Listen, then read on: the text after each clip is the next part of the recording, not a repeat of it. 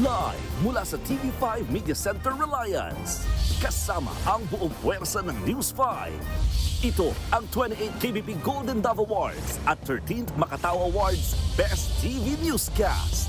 Frontline Pilipinas.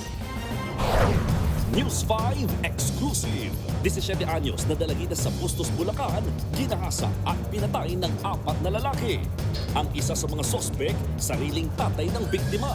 Napaka-demonyo! Sarili kong tugot naman! Ginawa mo to! Tao ka pa ba? Bakit mo ito ginawa sa anak ko? Isa pang eksklusibo mula sa News 5 Visayas. Pinaratangang holdapper, bugbog sarado sa tapat ng tindahan. A fam na na-inlove sa Pinay, nagpatulfo. Matapos paibigin at hingan ng katsing, abay bigla na lang daw siyang ginosting. Mga pahayag ni Romualdez para depensa ng kanyang sarili sa flood control scandal, binuweltahan ni Chanco. Imposible raw na hindi alam ng dating speaker ang mga ginawang budget insertion ni Zaldico. Mga umano'y bank account ng mag-amang Rodrigo at Sara Duterte na hawak ni Trillanes, kinumpirma ng AMLAC sa impeachment hearing ng Kamara. At eto na nga, pasiklab kung pasiklab. Bigating cast ng dalawang kapatid series na A Secret in Prague at My Best Friend Eman nagsama-sama bago ang inaabangang premiere sa primetime. At eto pa nga, sino-sino kaya ang mga bagong kapatid stars na bubuo sa first batch ng Star Works?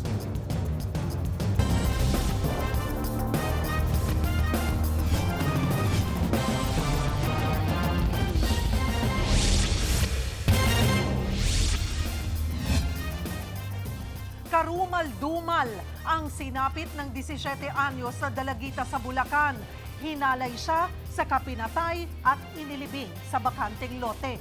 Ang nasa likod ng krimeng yan, 4 na lalaking lulong daw sa droga. At ang isa sa mga suspect, tatay pamangkin ng dalagita. Narito ang Frontline Report exclusive. Yung anak ko, ang saksa. Sinaksakan niya pa, binukpok na pa. Tapos yung bra mismo niya, pinansakal niya sa kanya. Ginawa niyo hayop ang anak ko. Labis ang galit at hinagpis ng inang si Mary Ann Panis sa burol ng kanyang 17 anyos na anak na si Mary sa Bustos, Bulacan. April 11 nang magpaalam ang dalagita na pupunta sa kanyang ate sa barangay San Pedro. Pero mula noon, hindi na siya nakauwi. Nitong Sabado, April 18, mismong ama ng biktima ang nakakita kay Mary sa isang bakanting lote malapit sa ilog sa barangay San Pedro. Walang saplot ang biktima, may sakal sa leeg, may sugat sa ulo, at may mga saksak sa katawan. Sa tulong ng isang testigo, naaresto ang isa sa mga sospek kahapon. Itinuro ng sospek ang 3 iba pa, kabilang na ang sariling tatay ni Mary. Magkakasama sila nitong 4 na suspect at ang unang nilang ginawa, gumamit muna sila ng shabu. Okay. Pagkagamit ng shabu, naghiwa-hiwalay muna sila at nung maghiwalay sila, muli silang nagkita na hindi sinasadya. At nung magkita sila, inaya siya nitong 3 doon sa isang madilim na lugar kung saan nandoon yung bangkay ng bata. Ayon sa kumantang suspect, buhay pa nang madatnan niya ang dalagita sa damuhan. Pero sa tingin niya, may tama na ng saksak dahil may mga dugo. At ang sabi sa kanya nung 3 na to, total, nandito ka na rin, gamitin mo na rin yung bata. Kaya po, ginasa na rin. hindi naman lubos sa kalain ng ina ng biktima na ang sariling asawa ang gagawa nito sa kanilang anak. Ang suspect pa raw kasi ang tumulong sa paghahanap. Pilit mo akong pinaniwala sa pagtulong mo sa akin sa kakahanap sa anak ko. Pero ikaw lang pala yung may kagagawan ng mga yun. Pinahirapan mo pa siya ng 1 linggo bago mo ibinalik sa akin. Napaka-demonyo. Hindi bisa yung ginawa mo sa anak mo. Sarili kong dugot naman. Ginawa mo to! Ginawa mo to. Tao ka pa ba? Tao ka pa ba? Bakit mo ito ginawa sa anak ko? Grade 12 na sana sa pasukan si Mary na pangarap maging pulis. Samantala, tumanggi nang magbigay ng pahayag ang mga suspect na nakakulong na sa Bustos Municipal Jail at nahaharap sa kasong rape with homicide. Nagbabalita mula sa Frontline, Ana Cruz, News 5. Pinagsusuntok, pinagsisipa at pinaghahampas ng bote ang isang lalaki sa Cebu City. Inakusahan siyang holdupper kaya kinuyog. Ang aktwal na video ng pambubugbog nasa pool sa CCTV. Naasa frontline ng balita si John Naroa ng News 5 Visayas. Sa CCTV footage na ito, madaling araw nitong Martes sa Lahog, Cebu City, makikitang nag-uusap sa tapat ng tindahan ang lalaking naka-backpack at ang lalaking nakasombrero. Maya-maya, nagdatingan ng ilang kabataan at kinorner ang lalaking naka-backpack. Saka biglang pinagsasapak, natigil yan saglit pero may isang biglang nag-flying kick. Ang iba pang lalaki sa video umaamba-amba hanggang sa ang lalaking nakasombrero hinampas ang biktima. Dito na sumugod ang iba pang lalaki. Ginawang punching bag ang naka-backpack. Suntok at tadyak ang inabot niya. Napaupo na nga ang binugbog. Umamba pa na tila hahampasin siya ng bote habang tuloy ang panununtok. Pero sa isang punto, yumakap ang lalaki na kasombrero habang hinahampas ng bote ang biktima. Kinuyog na siya. Hindi na nasapol sa video ang mga sumunod na pangyayari ng hilahin ng biktima. Pero ayon sa nakakita, Anak ko ang Sinabi ng lalaki na tama na raw dahil ang sakit-sakit na raw, pero hindi pa rin sila tumigil. Kaya hinila nila siya papunta sa kabilang kalsada at doon na nila siya tuluyang binugbog. Yung batang medyo mataba, muntik raw siyang saksakin ng lalaki na kanilang binugbog. iniwan na lang daw na nakahando sa naka-backpack. Nakaligtas naman bagamat na trauma raw sa nangyari. Pinuntahan ng News 5 ang bahay ng biktimang si Philip, 26 years old, pero wala raw siya roon. Pero ayon sa kanyang pamilya, nagtamo ng mga pasa at sugat sa katawan si Philip. Hinihintay pa ang resulta ng kanyang medical exam. Ipinatawag naman na ng barangay ang mga sangkot sa pambubugbog. 6 sa kanila, mga minor de edad. Depensa nila, nagawa nila pananakit dahil nang hold up umano ang lalaki. Ipinablatter na nga rin siya. doon sila ng malaking bahay, in-hold up daw ni Palas. Yun ang sabi nila. Ngayon, yung nga lang nagwiwang, yung palang nakakita, siya ang nagtanggol yung sa mga babae doon. Ayon naman sa bantay ng tindahan kung saan nangyari ang pambubugbog, nang hingi raw ng pera si Philip sa lalaking nakasombrero at doon na nga siya binugbog. Naniniwala naman ang pamilya ng biktima na pinagtripan lang siya. Manamal dito sa Palas eh. Hindi naman masamang tao si Palas. Bisyo lang talaga ang problema niya. Sa tingin ng iba, baliw siya pero may depression siya. Desididong magdemanda ang pamilya ng binugbog. Nagbabalita mula sa Frontline, John Naroa, News 5, Visayas! Sinilaban ng isang lalaki ang kanyang kainuman sa Malate, Maynila. Ang suspect kaibigan lang pero siya pa itong nagselos nang magsayaw ang biktima at ang jowa nito. Nasa frontline na balitang yan si Nina Ong Pauco. Hoy! Tumigil na kayo, ano? Hoy! Hoy, ano? Pinagsusuntok at pinagsisipa ang isang lalaking nakaputi sa Malate, Maynila. Tutulungan nila yung ano? Kahit sinasaway na sila ng ilang residente, tuloy pa rin ang grupo sa pambubugbog sa lalaki. Maya, tulungan mo yan! Pinagtutulungan nila yung ano? At nang magsidatingan ng iba pang residente, doon lang nila tinigilan ng lalaki.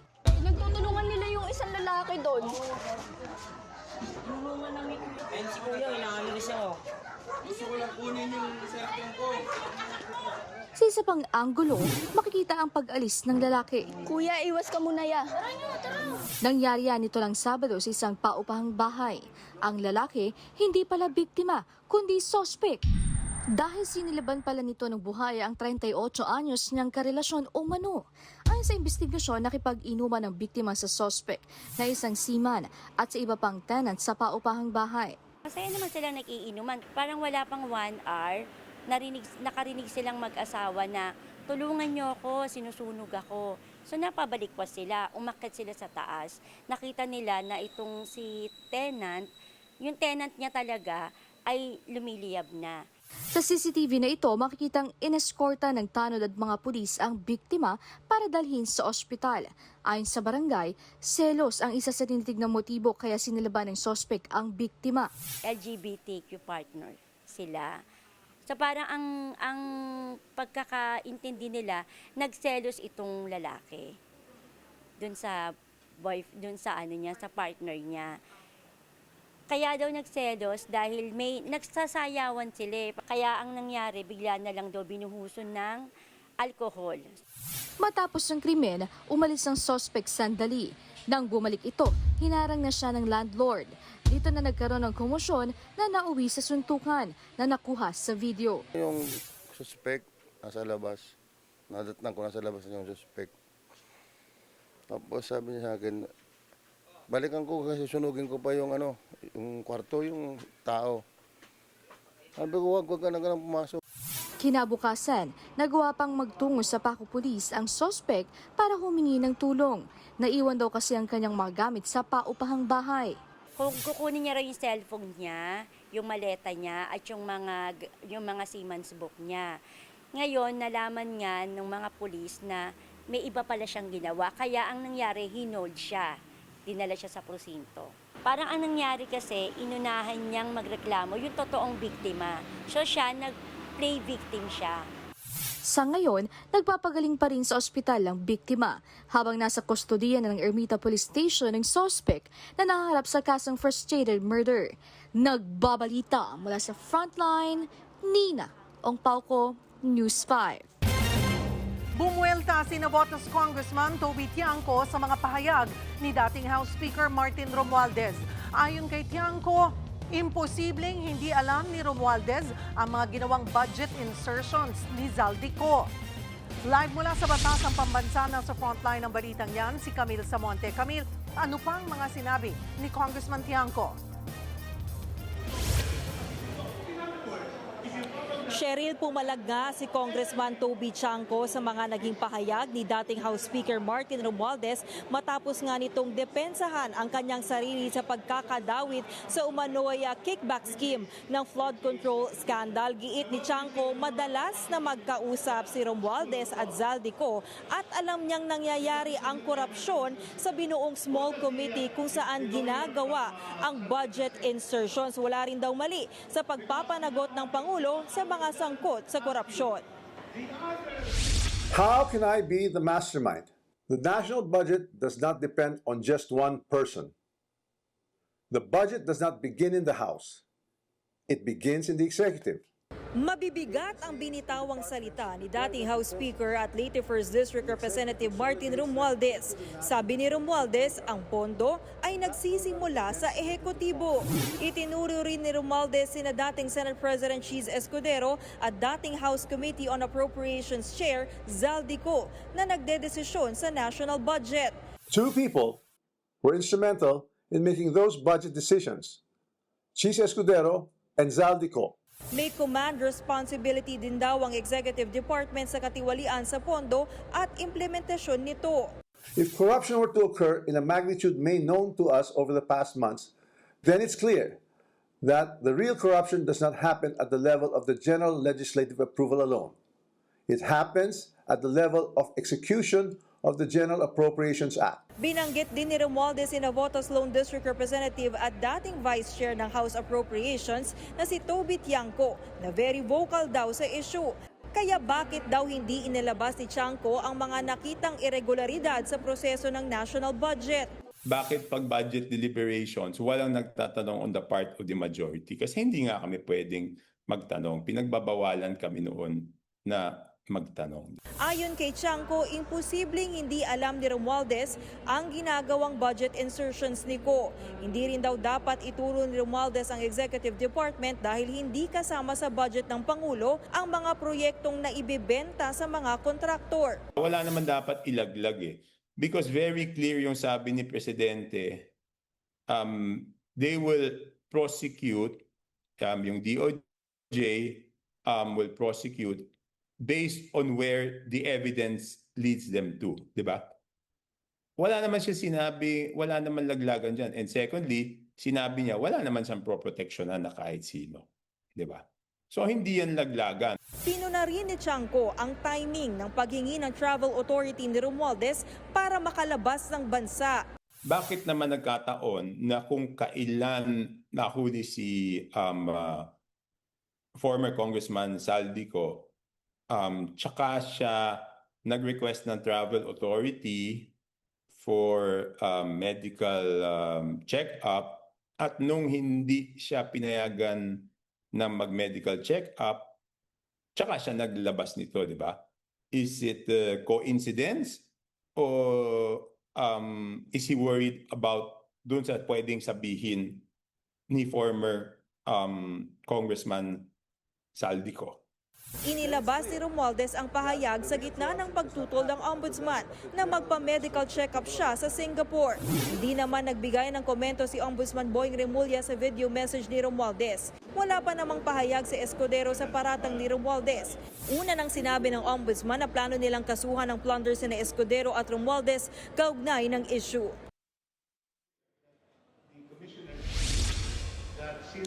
Cheryl, kinumpirma ng Bureau of Immigration na wala pang naitatalang travel record ng paglabas ng bansa ni Romualdez ngayong araw. Inihahanda naman ng ombudsman ang pagsasampa ng kasong bribery at paglabag sa anti-graft and corrupt practices at money laundering laban kay Romualdez. Cheryl? Camille, may sagot na ba ang palasyo sa mga sinabi kahapon ni Romualdez, lalo't may tono siyang naninisi sa executive branch?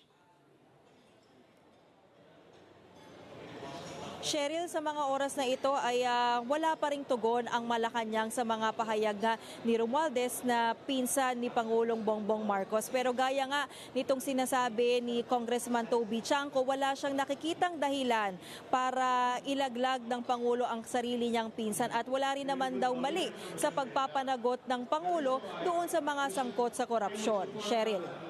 May sagot na ba ang Sandigan Bayan naman dito sa hiling na precautionary hold departure order laban kay Romualdez? Cheryl, sa ngayon wala pa ring inilalabas ang nadesisyon ang Sandigan Bayan kung pagbibigyan nga itong hiling ng ombudsman na maglabas ng precautionary hold departure order laban kay Romualdez. Pero kanina, Cheryl, dito nga sa pagdinig ng Sandigan Bayan, nanindigan ang ombudsman na maituturing na flight risk itong si Romualdez dahil daw sa access ito sa diplomatic passport, extensive network of foreign contacts at ang pagkakadawit nga niya na bilang mastermind umano sa flood control scandal. Balik sa iyo, Cheryl. Maraming salamat, Camille Samonte.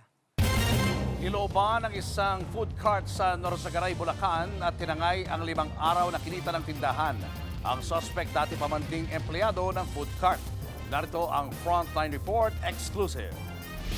Pasado alas 8 ng umaga kahapon, mula sa kuha ng CCTV sa loob ng isang food cart, kitang sumilip ang isang lalaki. Nakasuot siya ng bucket hat at naka-shades. Tumagal pa ng ilang segundo, pagkatapos may 2 bagay na inilapag ng lalaki sa mesa ng food cart, kabilang ang isang screwdriver. Maya-maya, pumasok na ang lalaki sa loob mismo ng cart. Medyo na out of balance pa siya at tumama sa refrigerator. Hindi na nahagip ng CCTV ang mga sumunod na nangyari. Pero mahigit 38,000 pesos ang kanyang natangay. Katumbas siya ng 5 araw na kita ng food cart. Dahil na rin sa tulong ng CCTV, natunto ng suspect at naaresto sa hot pursuit operation. Ang plot twist, dating empleyado ng naturang food cart ang suspect na si Elias TJ. Positibo siyang kinilala ng mga dati niyang katrabaho. Yan nga lang, hindi na buong nabawi ang ninakaw niyang pera. Nagastos na kasi agad ng suspect ang 15,000. Sa ngayon, sinampahan na ng kasong robbery si Elias TJ. Kasalukuyan rin siyang nakakulong sa Norzagaray Municipal Jail. Nagbabalita mula sa Frontline, Margie Bentulan, News 5. Nabudol at ninakawan ng isang rider ang isang bata sa Quezon City. Ang suspect nagpanggap na kakilala ang tiyahin ng biktima. Nasa frontline ng balitang yan, si Dave Abuel. Naglalakad lang ang batang lalaking yan nang lapitan ng isang lalaking nakamotor sa barangay Nagkaisang Nayon sa Quezon City. Matagal na nag-usap sa tabi ng kalsada ang bata at rider. Pagandar ng rider, sumunod sa kanya ang bata. Sa isa pang anggulo ng CCTV, kitang tumawid ng kanto ang bata. Nag-overtake naman sa kanya ang rider na agad lumingon para masigurong nakasunod pa rin sa kanya ang bata. Ilang saglit pa, makikita na lang na kumakaripas na ng andar ang rider. Hindi nakunan sa CCTV pero ayon sa barangay, tinangay daw ng rider ang cellphone ng bata. Base sa investigasyon, nagpanggap daw ang rider na kakilala ng tiyahin ng bata. Nakuha din kasi pati yung password ng phone. Sanay na sanay siguro yung pagkakausap niya dun sa bata, sir, kasi nakuha niya agad yung loob hanggang imagine nakarating pa sa kabilang street. Posible raw nakabisado ng rider ang pwesto ng mga CCTV sa lugar. Tumanggi nang magpa-unlock ng panayam ang ina ng bata. Hindi naman daw sinaktan ng bata pero bahagya siyang natrauma sa insidente. Mariing paalala ng mga otoridad. Don't talk to strangers nga na sinasabi natin, pero para awareness na din sa mga batang naglalakad, maging mapagmatsyag sa paligid. Patuloy ang pagtugis sa kawatang rider. Nagbabalita mula sa Frontline, Dave Abuel, News 5. Arestado ang 2 Chinese national sa isang bypass operation sa Quezon City. Nasabat sa kanila ang milyong-milyong pisong halaga ng shabu na isinilit sa mga pakete ng tsaa. Nasa frontline na balitang yan si Carol De Asa. Himas rehas ang 2 Chinese national na yan na sangkot umano sa bentahan ng iligal na droga sa Quezon City. Nasabat sa kanila ang 41 kilo ng shabu na nakasilid sa mga pakete ng tsaa. Nagkakahalaga ito ng 278 million pesos. Na-recover din sa mga sospek ang cash na 10,000 Hong Kong dollars, $100 US, mga bag, cellphone, passport, ID at wallet. Nahuli ang mga sospek sa bypass operation ng Special Enforcement Unit ng PIDEA sa Barangay Balingasa kagabi.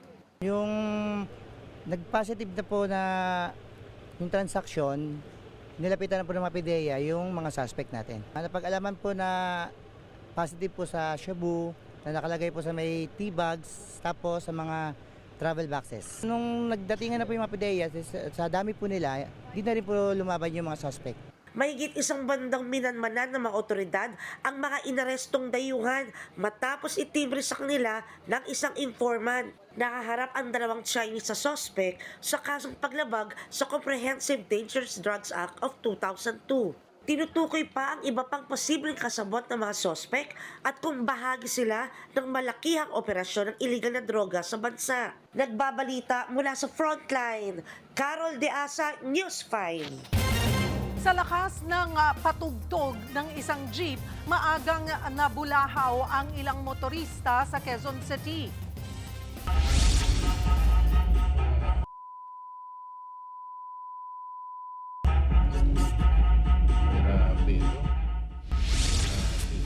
Kahit nasa loob na ng kotse, rinig na rinig ang tugtog mula sa jeep. Ibinahagi mismo ni LTO Chief Assistant Secretary Marcos Lacanilaw ang video na yan. Papasok ng opisina si Lacanilaw nang marinig ang ingay ng jeep na may biyaheng Cogeo, Cubao o Cogyo Cubao. Dahil dyan, inimbitahan ng LTO ang driver sa tanggapan nito para inspeksyonin. Sige, wag ka na maya. Itodo mo na. Oh, yung ginawa ko. Oo, kasi lalakasan din namin yan pag hindi mo linakasan yan. Ginawa mo. Hindi yan ang ginawa ko kanina. Sige, wag ka na may... Dito na, pinademo at pinaulit sa driver kung gaano kalakas ang kanyang sound system. Binusisi rin ang mga dokumento ng driver, gayon din ang modification ng kanyang jeep. Ayon kay Lacanilaw, hindi lang ito simpleng ingay sa kalye dahil abala at posibleng peligro rin sa iba pang motorista. 15,000 pesos ang madaragdag sa fuel surcharge sa mga eroplano. At dahil dyan, magmamahal din ang pamasahe. Live mula sa NAIA, nasa frontline na balitang yan si Gerard de la Peña. Gerard, kung ganyang kalaki ang surcharge, magkano na ang base fare sa mga airline ticket? Nako, Julio, siguradong magmamahal na nga yung babayaran natin kung tayo ibibili ng ticket para sa eroplano. Kaya sa mga susunod na buwan ay asahan na nating marami yung timbahay at hindi na muna magta-travel.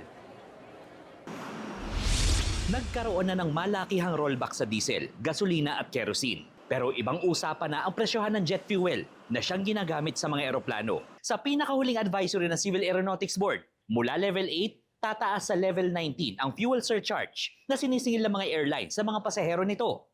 Ibig sabihin nito, magmamahal ng 627 hanggang halos 2,000 piso ang mga domestic flight, habang tataas naman ang fuel surcharge ng 2,000 hanggang mahigit 15,000 pesos para sa international flights.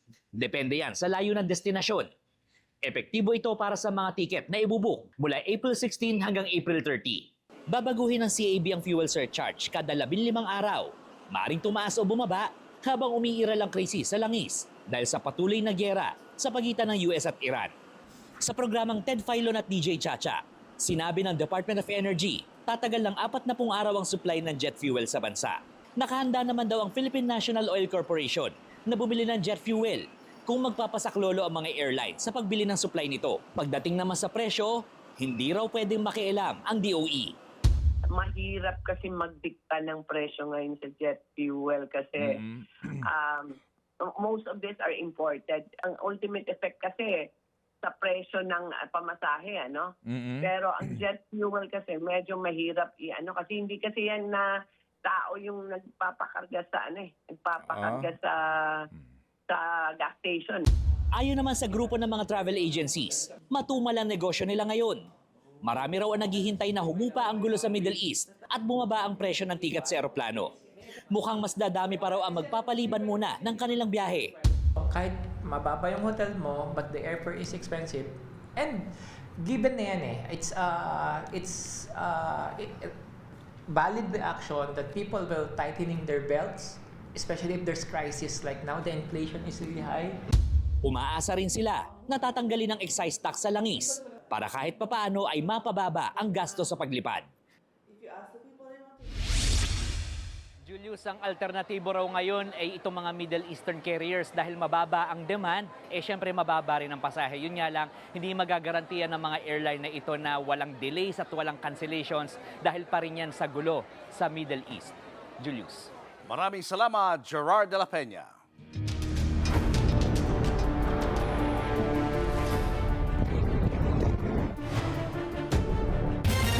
Bilyon-bilyong piso ang umano'y transaksyon sa joint bank accounts ng pamilya Duterte at ang nagdeposito raw ng pera sa kanila ay mga umano'y drug lords. Naungkat din sa Kamara na hindi tugma ang Statement of Assets, Liabilities and Net Worth o SALN ni Vice President Sara Duterte sa kanyang bilyones na mga transaksyon sa bangko. Live mula sa Batasang Pambansa, nasa frontline ng balitang yan, si Marian Enriquez. Marian, ano-ano pa yung mga pinuna sa yaman ng bise sa impeachment hearing? Cheryl, aabot sa 6.77 billion pesos yung pinunang red flags ng AMLAC o kahina-hinalang bank transactions ni Vice President Sara Duterte at asawang attorney Mans Carpio. Kaya laking pagtataka ng mga kongresista. Paano nangyari na nasa 88 million pesos lang yung kanyang total declared net worth ni VP Sara sa kanyang 2024 SALN, gayong bilyon-bilyon ang dumadaloy na pera sa kanyang bank accounts. Press release online gusto, pero umattend sa hearing under oath, ayaw. Ganyan ang patutsada ni House Justice Committee Chairperson Jervy Luistro kay Vice President Sara Duterte sa kanyang opening statement sa ikatlong araw ng impeachment hearing ng House Committee on Justice. Sa totoo lang, nagos na nga tayo. Tila ginagaslight pa tayo. Kung ayaw humarap ng Vice-Presidente, hayaan natin na ang mga numero ang magkwento. Sa pamamagitan ng mga numerong ito, malalaman natin ang tunay na pagkatao sa likod ng posisyon.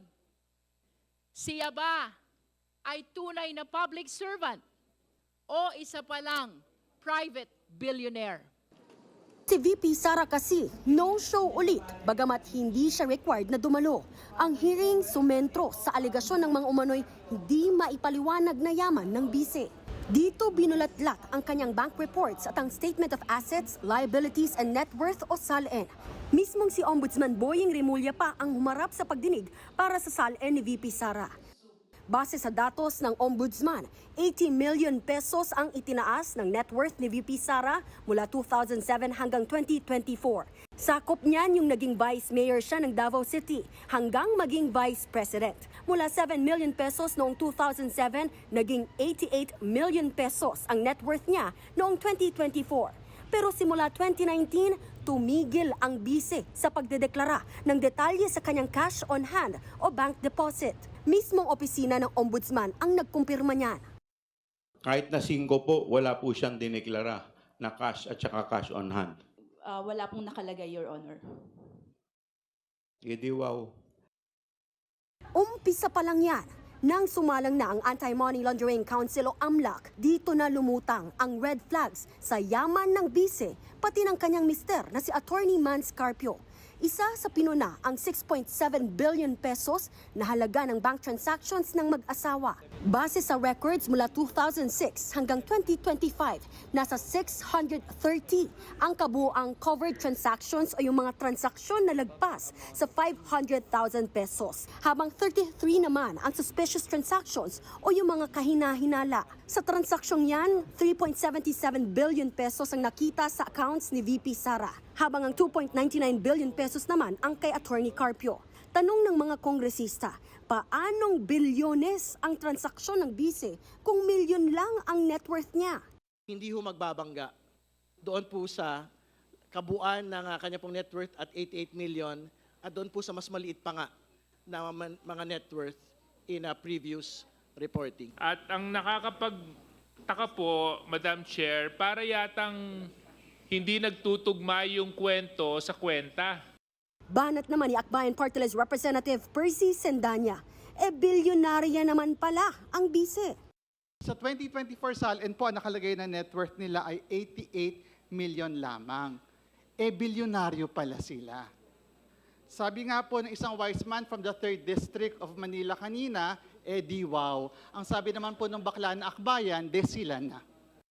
Dahil ungkatan ng bangko ang galaw ng pagdinig ngayon, umiksena ang kilalang kaalyado ng mga Duterte na si Sagip Party List Representative Paulo Marcoleta. Iginiit niya na kung walang court order, dapat hindi payagan ang pagsapina ng komite para sa mga sinasabing suspicious transactions. Pero belta ni Akbayan Party List Representative Shell Jokno, iba po yung exception sa court order sa exception in cases of impeachment. And I believe that the reason is very clear because we are here speaking of accountability of public officers.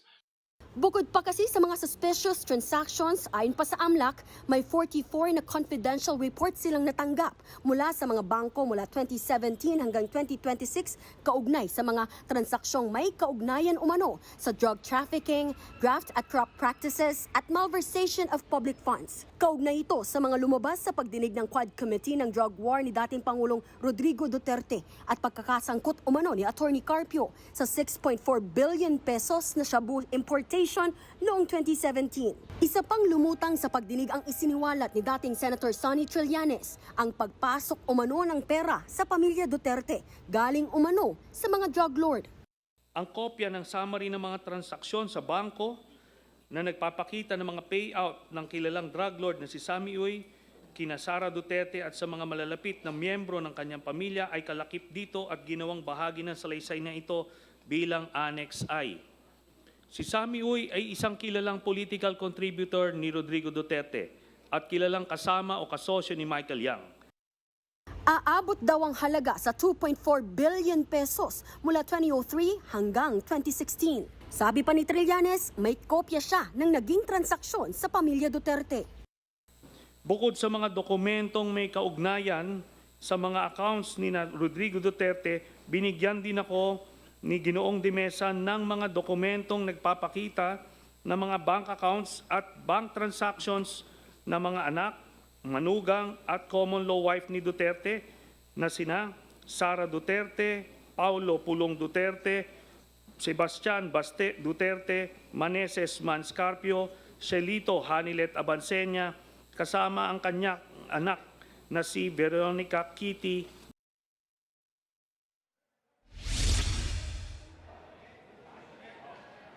Cheryl, kinumpirma nga ng AMLAC yung 18 bank transactions na randomly selected ni ML Party List Representative Leila De Lima sa annex na prinisinta nga ni Trillanes. Ibig sabihin, totoong nag-exist yung mga transaksyon. Kabilang na riyan ang umunoy 3 payouts mula sa umunoy drug lord na si Sammy Uy. Yan muna ang latest. Dito sa kamera, balik sa Cheryl.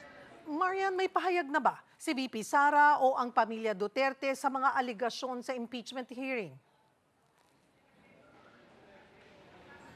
Cheryl, sa mga oras nga na ito, wala pa tayo nakukuhang pahayag mula nga doon sa kampo ni VP Sara at kasulukuyan pa rin natin silang inihinga ng panig. Cheryl. At sa tindi ng mga isiniwalat ngayon sa Kamara ay paano nakikitang uusa ditong impeachment hearing ni VP Sara? Yan nga, Cheryl, yung aalamin natin mismo sa mga miyembro ng House Justice Committee. Hopefully, magpa-press con din sila kung gaano kabigat itong mga nalaman ng mga bank transactions para doon sa alleged unexplained wealth at umano'y hindi pagdedeklara ni VP Sara ng mga ari-arian sa kanyang salin para nga dito sa pagdedetermina ng probable cause o kung sapat ba yung basehan para nga uhusad pa yung mga reklamong impeachment. At Cheryl, sa April 29, sa susunod po na Miyerkules, sasalang yung alegasyon ng pagbabanta ni VP Sara sa buhay ni Pangulong Bongbong Marcos, First Lady Liza Araneta Marcos at dating House Speaker Martin Romualdez. Balik sa iyo, Cheryl. Maraming salamat, Marian Enriquez. Nanindigan ang International Criminal Court o ICC na meron itong jurisdiction sa kaso ni dating Pangulong Rodrigo Duterte. Kinatigan ng Appeals Chamber ang desisyon ng Pre-Trial Chamber na nagbabasura sa apela ng kampo ni Duterte. Sa apela, ginit ng defense team ni Duterte na walang jurisdiksyon ang ICC sa kaso dahil kumalas na ang Pilipinas sa Rome Statute noong pang 2019. Pero ginit ng Appeals Chamber, miyembro pa ng ICC ang Pilipinas nang mangyari ang mga umano'y extrajudicial killings ng Duterte drug war. Inaasang sa susunod na linggo, ilalabas na ng ICC ang desisyon nito kaugnay sa confirmation of charges laban kay Duterte. Una nang sinabi ni ICC Assistant to Counsel Attorney Cristina Conti na tiwala siyang papabor sa mga biktima ng war on drugs ang magiging desisyon ng ICC Appeals Chamber. May jurisdiction ng ICC kasi parang self-defeating kung sabihin niyang wala akong jurisdiction, so goodbye na, matapos ng mahabang proseso. Tandaan din natin na appeal na lang ito. Sa Naga City na raw magre-retiro si Mayor Leni Robredo. Matagal na raw niyang sinabi sa mga kasamahan sa oposisyon na wala na siyang planong tumakbong Pangulo. Pero ayon kay Senator Kiko Pangilinan, ang desisyon ni Robredo ay posibleng magpahina ng oposisyon sa 2028. Nasa frontline ng balitang yan, si May Ann Los Baños. Haluin ako nakadesisyon. Kamu wala din nag-ako pag-desisyon ko. Klaro na yan. Hindi na ako ma-retire. Noon pa man alam na raw ng mga taga-oposisyon na walang planong tumakbo sa pagkapangulo sa 2028, si Naga City Mayor Leni Robredo. Marami raw ang nagsasabing magbabago pa naman ang isip ni Robredo pero ayaw na raw niyang makipagtalo. Kailang garo kaya pirang beses mo sabihon.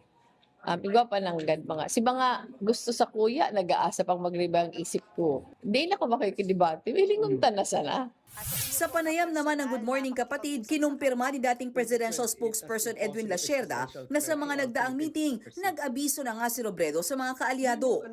February 5 na nag-meeting sila Bam, sina Risa, sila Senator Frank Drilon, Butch Abad, and si Leni Robredo. She said in that particular meeting that I've always been telling you na I'm not interested in running for national position anymore.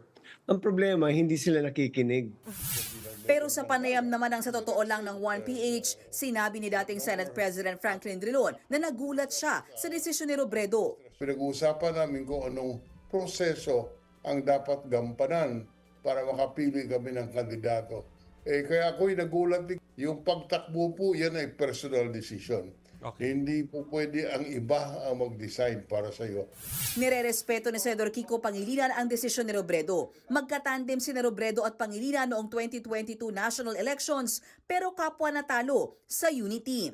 Bagamat aminadong hindi sila sang-ayon, naniniwala si Pangilinan na mas makabubuti sa interes ng bayan kung magbabago ang isip ni Robredo at pakikinggan ang gusto ng publiko na pamunuan niya ang bansa. Dahil mataas ang numero ni Robredo sa mga survey, sinabi ni Pangilinan na si Robredo ang paraan para magkaisa hindi lang ang Liberal Party, kundi ang iba pang koalisyong gusto ring magkaroon ng pambato sa 2028 presidential elections. Leadership vacuum o puwang na hindi raw maaaring mapuna ng kahit sinong kandidato ang tuluyang pagtanggi ni Robredo na posibleng magbigay daan daw sa kawalan ng unity sa kanilang grupo at pagkakawatak-watak ng kanilang puwersa.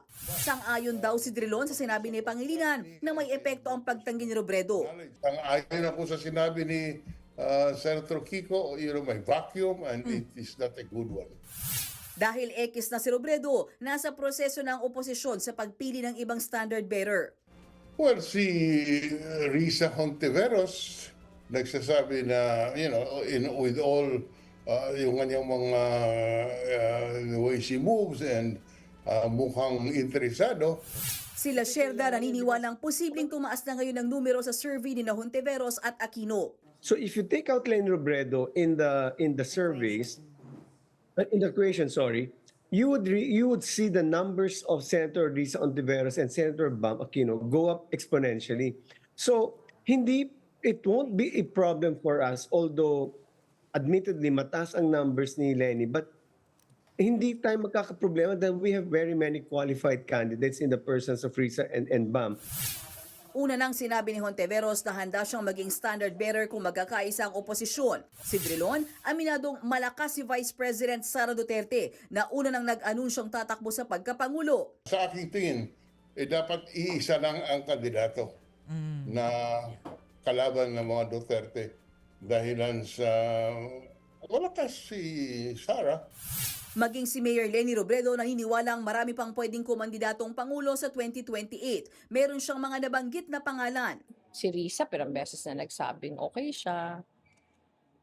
Sa hiling ko, si Bam sa Kiko, pwede man yan. Although pareho nagsabing Hapo Linda. Sa hiling ko, si Vico would make a good president. Ang ano lang talaga, si Edad. Nagbabalita mula sa Frontline, Mean Los Baños, News 5. Showbiz, eto na nga! Mga kapatid, eto na nga ang mga umaarangkadang showbiz balita ngayong Miyerkules. Straight mula sa kanilang Grand Media Conference today, excited naman ang stars ng A Secret in Prague sa kanilang espesyal na advanced screening. At live mula po sa Quezon City, nasa frontline ng balitang yan, si MJ Marfori. MJ, sino na bang mga kasama mo dyan? Hola, Jervy! Hola, mga kapatid! It's a party in here on Q yan! Okay, after ng media con kanina na back-to-back ng, of course, my best friend Emma at A Secret and Prague, nandito na tayo sa advanced screening sa Quezon City. At hindi ko na kayo bibitinin pa dahil kasama na natin ang cast ng nagbabalik primetime, Enrique Hill! Hello! Kim Domingo, Sir Joel Torres, Cedric Juan, kompleto ang GAGOR. Yeah, gago. Wait, hindi po! Ano po ibig sabihin? Gago? Hindi! I mean, yun po talaga yung pangalan ng agency, mga kapatid. Sorry. Global Agency for Government Operation. Ang acronym is GAGO. Wait, so mga kapatid, teka lang ikakamustahin muna natin si Ken. In a good way. Yeah. Kasi ma-action ang hatid nilang mga eksena rito. Nagulat kami lahat doon. Pero Ken, magabalik primetime ka na. The fans are all here tonight. What do you wanna tell your audience? Maraming salamat for all the love and support. I mean, throughout the years hanggang po ngayon. At sana po ma-enjoy yung aming show that we really worked hard for. At gusto lang namin na may mapasaya po kayong lahat. Yun lang po yun. And of course, eto magkikita natin yung tandem ng secret agents dito via Kim Domingo and Cedric Juan. Yes, ayan. Nako, dapat nilang abangan yan. And gaya nga ng sabi ni Ken, pinaghandaan namin to. And very excited kami talaga na mapanood to ng mga viewers. So, isa to sa pinakamalaking project ng TV5. So, we are really excited. Ken. Oh, yes. I hand it over to Yes. Opo, sana po ay abangan ninyo, suportahan po ninyo ang mga manggagawa sa pelikula at sa TV sa atin sa Pilipinas. Ngayon pong April 24 po, magsisimula na po yan sa Netflix at sa Free TV sa TV5 po sa April 27, 8 p.m. after Frontline Philippines. Joel, kamusta naman makatrabaho ang ensemble cast na ito? Masaya kaming lahat. Ang saya namin sa set kasi maganda yung ginagawa namin. Magandang material, magandang samahan, saka they're very good actors. And syempre sa acting, give and take. You make the scene with you just don't act, but you react also. So maganda yung dalawang agent ko, okay? Plus this agent, grabe. Plus that agency, gagong-gago talaga. I must say it's such an honor to be working, of course, with Mr. Joel Torre, the one, the only. Such an honor po. Yung mga nung umpisa, no, akala nila para, di ba, may drama ba to, action ba to? Pero Ken, this was also your brainchild. You had a hand in creatives. Yes. Binida mong comedy. Gusto ko kasi medyo light lang po eh. Gusto ko magpasaya ng tao sa dami po ng problema. I want this show to be a relief na piling ko matagal na kailangan ng ating mga kababayan.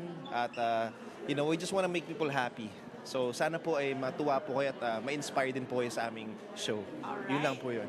Thank you so much, guys. So anyway, magsisimula na po ito April 27 and of course April 24 po on Netflix. Sa TV5 po yan, gabi-gabi. 8 p.m. mga kapatid. Yan muna yung latest mula rito. Magde-red carpet na po sila. Abangan nyo na po yan. Back to you guys. Jervy dyan sa studio. Congratulations, A Secret in Prague. Maraming salamat, MJ Marfori. Susunod, afam na may karelasyong Pinay niloko. Meron na palang iba kahit pinadadalan pa ng pera. El Nino o matinding tagtuyot posibleng maranasan simula sa Hunyo. Actress na si Matet de Leon tila may parinig tungkol sa mga hindi binigyan ng mana. Abangan ang lahat ng yan sa pagbabalik ng Frontline Pilipinas.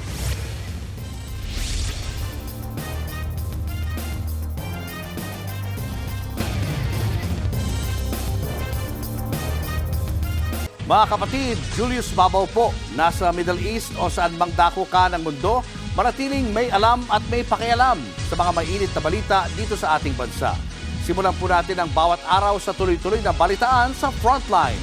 Mag-follow at mag-subscribe sa social media pages ng News 5. Minahal ng totoo at pinadalhan pa ng pera pero ang ending, ghosting. Ganyan po ang sinapit ng isang AFAM na tumulong sa programa ni Senator Raffy Tulfo. Ang buong kwento alamin sa Frontline report na ito.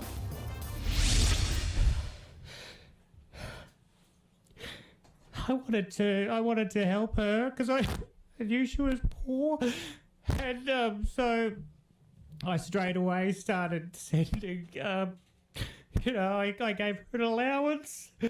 Naiyak ang Australian na si Michael Chandler nang dumulog sa programang Wanted sa radyo ni Senator Raffy Tulfo. Isinumbong niya ang ex-girlfriend niyang Pinay na si Berry Bardoquillo na natawagan din ng programa. Kwento ni Michael, nagkakilala sila ni Berry sa isang dating site. Nagkamabutihan sila at nauwian sa 2 taong relasyon. Nagkaayaan na rin silang magpakasal pero bigla raw nakahanap ng iba at ng ghost si Berry. Ang masaklap, nagpapadala raw ng pera si Michael sa panahong niloloko na siya. And she kept telling me that she loved me and that she was going to marry me and on the love of her life. And that's why you continue sending money to her. So how much money are we talking about? I'd give her 10K here, 10K there. So she would send me lies telling me that she needs money for private school, for this, for that, for the others. Aabot daw sa ₱250,000 ang naipadala ni Michael kay Berry, bukod pa sa niregalo niyang laptop at cellphone. Ayon naman kay Berry, minahal niya si Michael, pero sadyang nawala na ang feelings niya. Ginusto naman daw niyang makipaghiwalay. Didn't I told you before that, the feelings fade and I'm only staying because my father wants me to not end up with somebody that has no, that can't provide for me. Nagpaliwanag din siya kung bakit hindi napunta sa tuition sa private school ang perang pinadala noon ni Michael.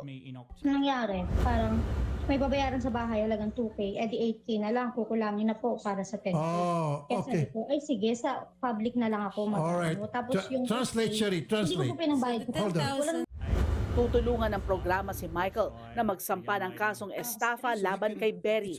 Plano naman ng Pinay na bayaran na lang ang pera na sinabi niyang tuition dapat sa private school.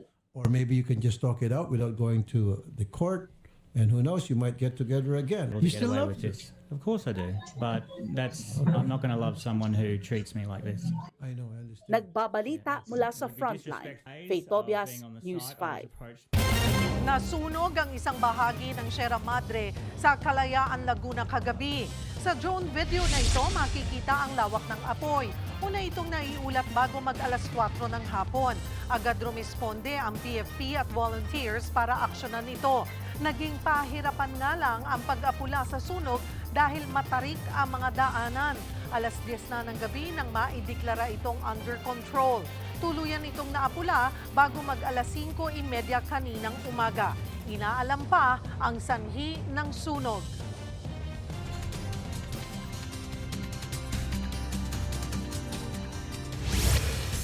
Weather update tayo mga kapatid. Ngayong araw na ito, naglabas po ang pag-asa ng El Nino alert dahil yan sa pagtaas ng tsansa ng pagkakaroon natin ng El Nino ngayong taon.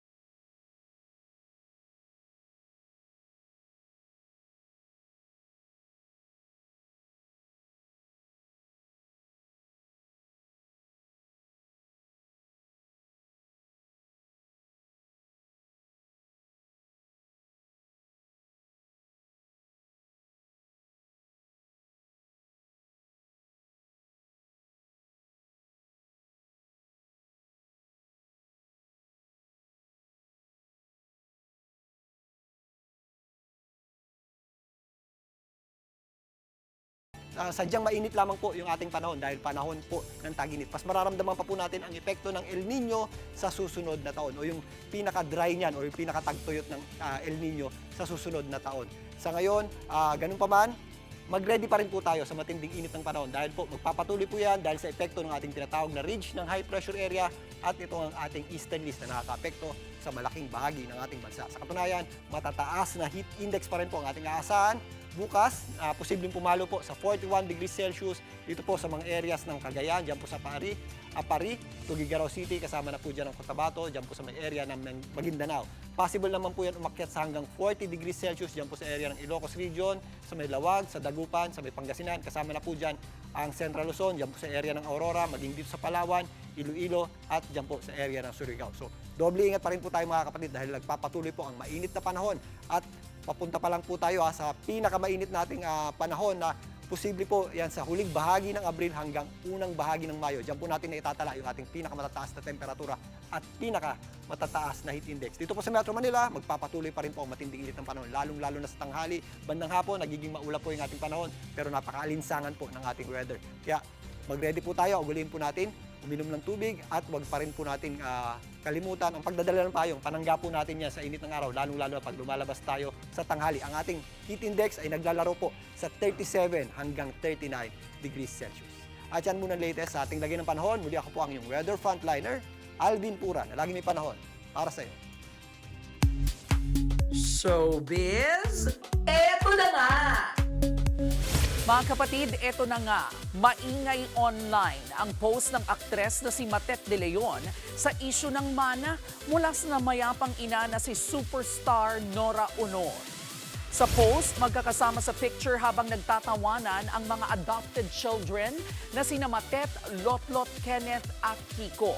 Sabi nga po ni Matet, yan daw ang ngiti ng mga ampon na walang mana. Mukha raw ba silang may pakialam? May ilang netizen na nakarelate at marami naman ang nagpayo na dapat nagmamahalan pa rin silang magkakapatid. Bago po ito, sinabi ni Ian De Leon, ang biological son ni Ate Guy, na bilang legal na tagapagmana, responsibilidad niya na pamahalaan ang mga naiwang ari-arian ng superstar. Susunod, sa pulsa CCTV, mag-asawang nakamotor patay matapos sumalpok sa poste. Naka-charge na power bank malapit sa natutulog na bata, biglang sumabog. At ang pasilip sa bagong kapatid stars na kasama sa first batch ng Star Works. Yan at iba pa sa pagbabalik ng Frontline Pilipinas.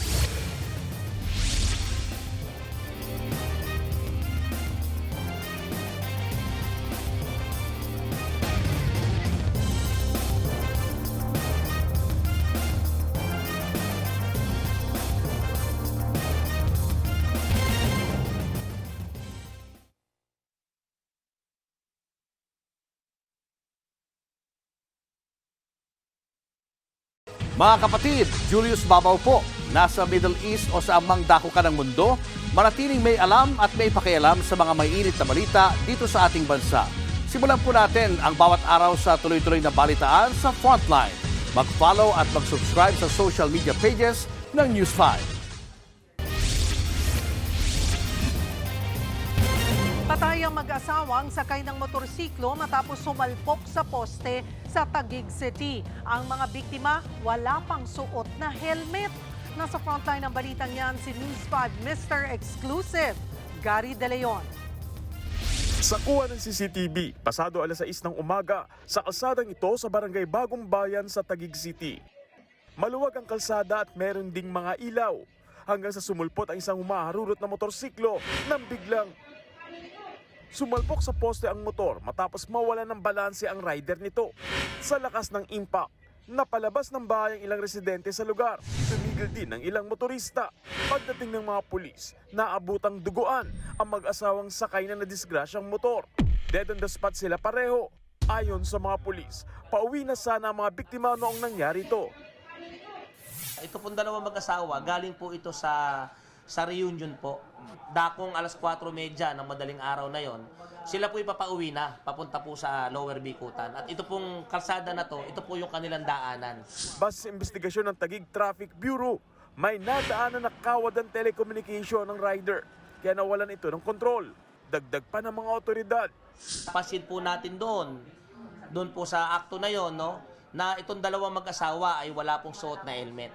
Dahil lang kung kaya nakita natin ang kalunos-lunos na katawan ng mag-asawa at ang basag na bungo at ulo nila. Inakala ring ninakawan ang naaksidenteng mag-asawa, pero nakumpirma ng mga pulis na wala namang nawawalang gamit at pera sa mga biktima. Sa ngayon, nasa funeral service na ang bangkay ng mga biktima. Nagbabalita mula sa Frontline, Gary De Leon, News 5. Ninakaw ang mga kable sa isang monitoring station of Vox Albay. Nadiskubreng putol at wala na ang mga kable ng kuryente at internet sa Ligaw Observation Station ng inspeksyon nito noong linggo. Dahil dito, tigil operasyon muna ang istasyon. Ayon sa Vox, importante ang Ligaw Station sa pagmomonitor ng volcanic activities ng Bulkang Mayon. Ginagamit din ito para malaman ang banta ng tectonic earthquake activity sa Philippine Fault Zone sa Bicol Region. Humihingi na ng tulong ahensya sa mga residente na bantayan ang istasyon at magbigay ng impormasyon tungkol sa mga kawatan. Sa ibang balita, giniit ni Vice President Sara Duterte na banta sa national security ang korupsyon sa flood control projects. Sa inilabas niyang video para sa Earth Day, binigyan din niya ang malaking pinsalang iniwan ng mga nagdaang bagyo. Ibinida niya rin ang mga proyektong inilunsad niya tulad ng pagtatanim ng mga puno para maiwasan ang baha. Kasabay niyan, meron pa siyang pasaring tungkol sa flood control scandal. Kapag ang bilyong-bilyong inilaan para sa flood control ay ninanakaw o sinasayang, hindi lang natin binibigo ang kalikasan. Ipinagkakanulo natin ang ating sariling mamamayan. Ang korupsyon ng ating climate infrastructure ay isang tuwirang banta sa ating national security. Showbiz, eto na nga! Mga kapatid, eto na nga, may pasilip na sa unang batch ng new stars na aabangan sa pagbubukas ng Star Works ngayong May 5. First 6 pa lang po yan sa 16 na stars na mapapanood natin, mga kapatid. Siyempre, under the guidance ng veteran star maker na si Johnny Manahan or Mr. M. Ang Star Works ay bahagi ng talent development ng Kapatid Network. Abangan po natin ang full reveal ng mga bagong kapatid natin sa Star Works ngayong May 5.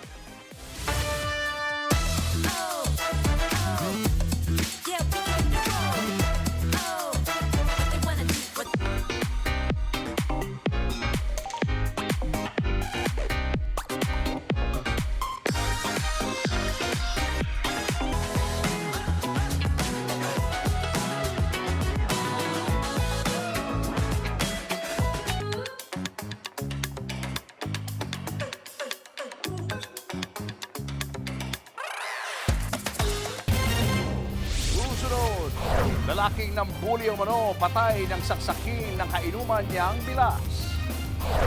Sasakyan, napatumba ang nabangga nitong poste ng kuryente. At naka-charge na power bank biglang sumabog. Tutok lang mga kapatid, magbabalik pa ang Frontline Pilipinas.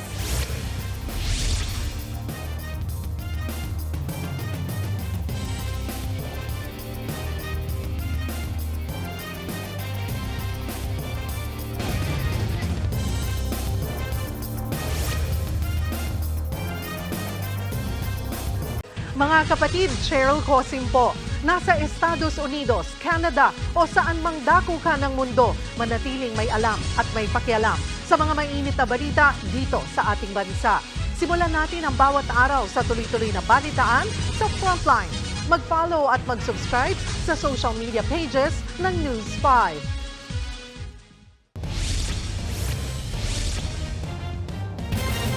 Sinubukang idaan sa inuman ang pagbabati ng magkaalitang magbilas sa Cagayan de Oro City. Ang kaso, nawirin sa inuman ang inuman sa pananaksak.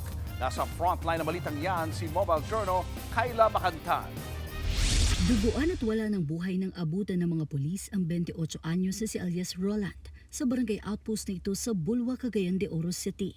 May saksak siya sa iba't ibang parte ng katawan na naging sanhi ng mabilis niyang pagkamatay. Sa investigasyon, nakikipag-inuman ng biktima sa construction worker na si Elias Nono bago ang insidente. Yung victim natin at yung suspect, yung live-in partner nila, magkapatid. Kaya magkakilala sila pero may konting alitan na sila. Previous na rin sila na hindi pagkakaintindihan. Napag-alamang mismong suspect ang nagaya sa biktima na mag-inuman para sila ay magkaayos. Pero hindi naging maganda ang takbo ng usapan. Umantong rin sa pinapay niya yung biktima natin. Ang sabi niya dun sa investigator natin is parang binubuli daw siya nito ng biktima. Nag-mention daw yung victim natin na patayin siya. Kaya doon, inunahan na daw niya. Matapos ang krimen, umuwi pa ang suspect para maligo at bumalik sa lugar para makiusisa. Yun nga lang, iniwan niya ang dugo ang damit sa kanyang bahay na narecover ng mga pulis. Ilang testigo rin ang lumabas para kumpirmahing siya ang responsable sa krimen. Nasa kustodiya na siya ng mga pulis at nasampahan na ng kasong homicide. Nagbabalita mula sa Frontline. Mobile Journal, Kayla Macantan. Arestado ang isang Amerikano sa panggagahasa ng isang dalagita sa Biliran. Ayon sa investigasyon, niyaya ng 55 anyos na suspect ang 3 menor de edad na mamasyal sa Higatangan Island. Pero wala raw itong paalam sa mga kaanak ng biktima. Naabutan at nahuli ng mga pulis ang suspect sa tinutuluyan nila sa isla. Sa medical examination, nagpositibo sa sexual activity ang isa sa mga dalagita. Napag-alamang kapitbahay ng mga biktima ang retiradong US Navy na suspect na may asawa ring Pilipino.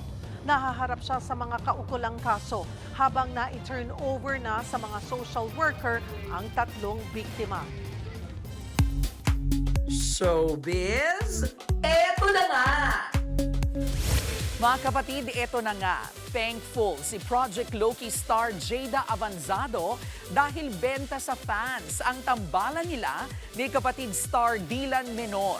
Pero habang wala pang schedule for Project Loki promo, isiningit muna ni Jada ang date nila ng kanyang ama na si Dingdong Avanzado. Nasa frontline ng balitang yan, si MJ Mafor.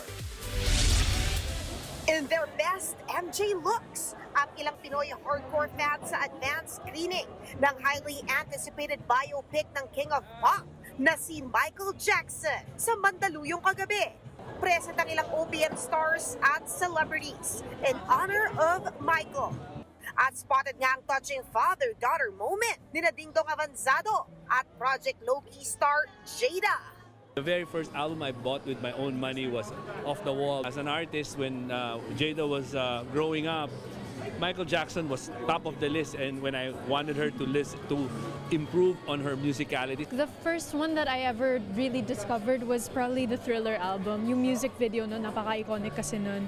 And then I think I really just imbibed his entire discography, pati yung mga deep cuts, like we were listening to it. Speaking of vibing, super good vibes din ang tambalan nila ng kanyang co-star na si Dylan Minor. Trending nga ang TikTok entry nilang ito. Just really thankful for their support na grabe. And it's just so nice to see that the fans really support Dylan and I, even sa mga individual na ganaps na. I want you to join This the May, QED. mapapanood na ang Project Loki sa TV5. Nagbabalita mula sa Frontline. MJ Marfori, News 5. Susunod, nanay na nagse-cellphone na taranta nang sumabog ang nakacharge na power bank. At US President Donald Trump nagbasa ng Bible verse sa isang marathon event.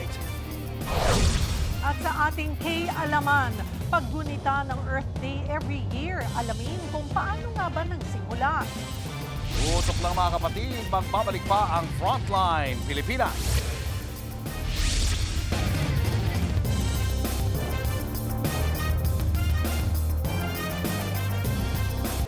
Mga kapatid, Cheryl Cosim po.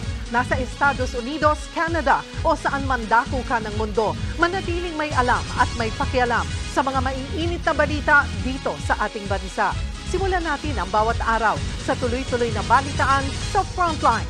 Mag-follow at mag-subscribe sa social media pages ng News 5. Nasa pool sa video ang pagsabog at pagliyab ng nakacharge na power bank sa isang bahay sa Thailand. Nangyari yan malapit sa natutulog na bata. Narito ang Frontline News Abroad. Nakahiga at nagdo-doom scrolling ang nanay na yan habang yakap ang kanyang baby sa kanilang bahay sa Chiang Rai, Thailand. Sa kabilang gilid ng kama, tulog ang isa pa niyang anak. Maya-maya, biglang sumabog at nagliyab ang ulunan ng kanilang kama. Agad niyang hinila palayo ang batang malapit sa apoy. Sunod niyang kinarga ang baby. Rinig sa video ang paghingi ng tulong ng nagpapanik na nanay habang iyak ng iyak naman ang mga bata. Ilang saglit pa, nagkukumahog na bumalik si ate na may bitbit ng timba ng tubig at binuhusan ng apoy. Inulit pa niya yan hanggang sa maapula ang sunog. Walang nasaktan sa insidente. Ang sumabog naman sa video, isang nakacharge na power bank. Posibleng na-overcharge raw ito kaya sumabog. Ang power bank kasi gawa sa lithium-ion ng battery na sensitibo sa init, damage at maling paggamit. Para maiwasan yan lalo na ngayong tag-init, huwag ilagay ang inyong power bank sa mainit na lugar. Pangalawa, dapat iwasan ang paggamit ng peke o di kaya ay mumurahing charger na pwedeng maging dahilan ng short circuit. Pangatlo, huwag pong i-overcharge. Pang-apat, huwag na piliting gamitin kung may diferensya na ang power bank, lalo na kung umiinit na ito ng sobra o nangangamoy na. Panghuli, iwasan pong mabagsak ang power bank dahil posible rin itong maging dahilan ng short circuit.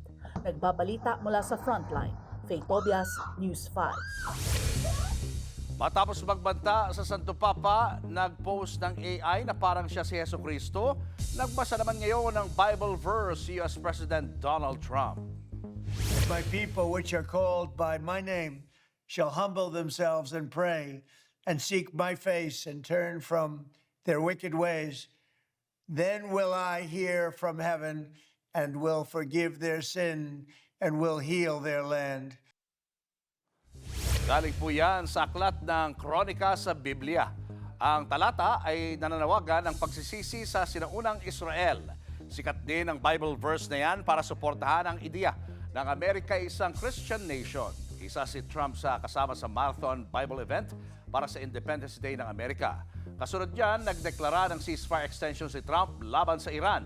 Ngayong araw dapat mapapasok ang tigil putukan. Pero ayon kay Trump, awat muna hanggat hindi patapos ang negosasyon. Yun nga lang, tuloy-tuloy naman ang pagharang ng Amerika sa mga barko ng Iran sa Strait of Hormuz.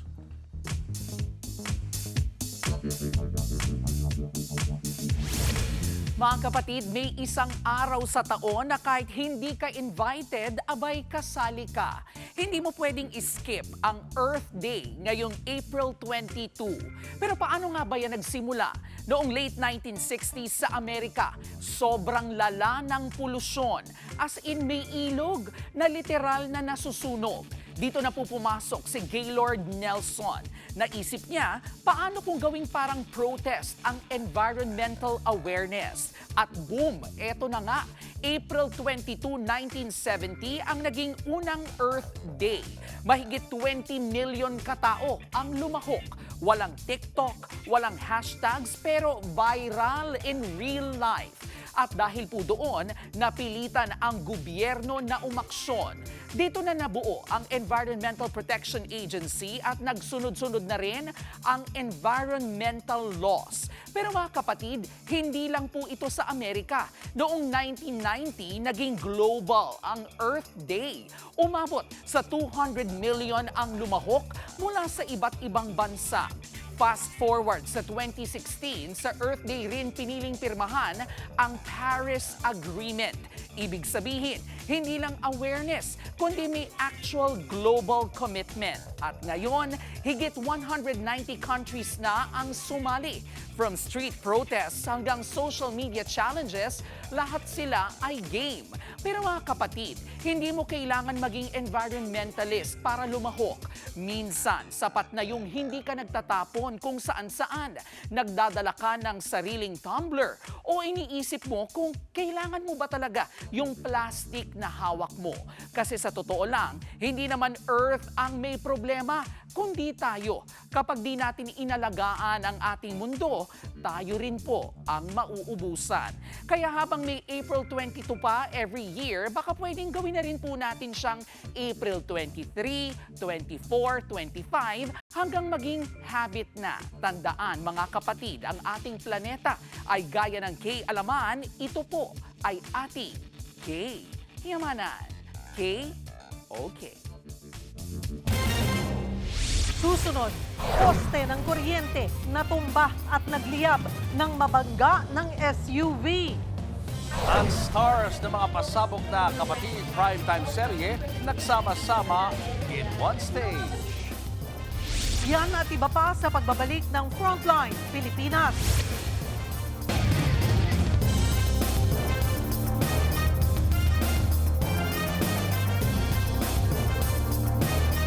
Mga kapatid, Julius Babaw po, nasa Middle East o saan mang dako ka ng mundo, manatiling may alam at may pakialam sa mga mainit na balita dito sa ating bansa.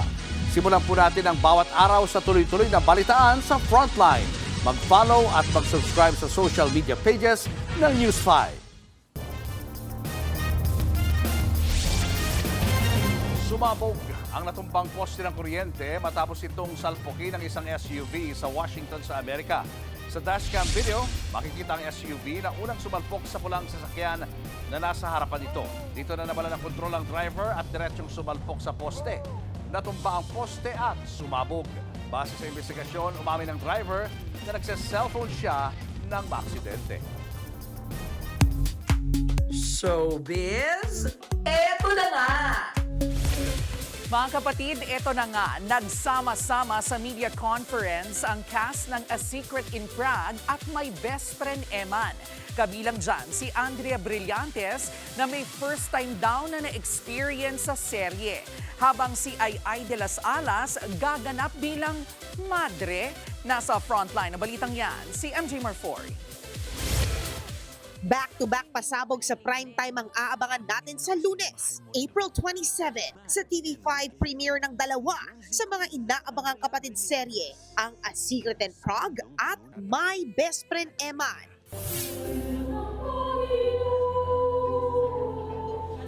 Kanina nga, nagningning ang MediaCon stage ng TV5 dahil present ang stars from both serye. Bukod sa mga tanong at kwento tungkol sa kani-kanilang roles, aliw ding isiniwalat ng ilang stars ang mga pre-production eksena nila, gaya ni Miss Ay de las Alas na humopya kay Papa P. Si Papa P talaga yung kumausap sa akin na akala ko nga siya yung makaka-eksena ko rito. Yung pala siya producer. Na sabi niya, madre ako, okay lang. Mahirap kasi syempre ako madre, parang ganyan. Nagpe-pray ako na sana magampanan ko yung as a madre. Ang lead star naman si James de Guzman aka si Mateo. Iniyakan ng gusto ang kwento bago pa man tinanggap ang role. To be honest, medyo I'm battling spiritual warfare. Parang I lost my connection with God. Sabi ko parang natataon, kailangan ko talaga ito sa buhay ko ngayon. Kailangan ko si God sa buhay ko, si Eman sa buhay ko ngayon. Perfect ang timing at perfect din ang timpla ng cast ng My Best Friend Eman. From inspirational, mix of action, drama at komedya naman ang hatid ng A Secret and Prague. Kahit nga raw sa taping, comedy na agad ang eksena ng star na si Andrea Brillantes na excited sa Prague dahil first time niyang maka-experience ng snow. Kusong paggabi na, hindi na ako excited. Hirap na ako magsalita. Yung parehas kami, nabubulol na kami sa lamig. Oo, nanginginig na kami. Serye of many firsts talaga ang asip. Gaya na lang ni Benji Paras na first time makatrabaho sina Kenneth Bly. First time ko lang maging politician dito. Bumili nga ako ng Land Cruiser kagad. Kasi kailangan sa eksena. So, yeah. Sasoli ko rin after nun. Aliw! Abangan ang back-to-back pasabog ng TV5 sa April 27, starting 8 p.m. with A Secret and Prague. Nasusundan naman at 8:45 p.m. ng My Best Friend Eman sa Todomax Primetime 5. Nagbabalita mula sa Frontline, MJ Marfori, News 5. At yan nga po ang ating mga showbiz update at kay Alaman ngayong Miyerkules. See you tomorrow mga kapatid. Ako po si Jervy Wrights. Abangan nyo rin kami bukas dito sa TV5 sa 1PH, RPTV, True TV at 105.9 True FM. Kami ang inyong mga kapatid sa Balitaan at Public Service. Walang iwanan sa Frontline, Pilipinas.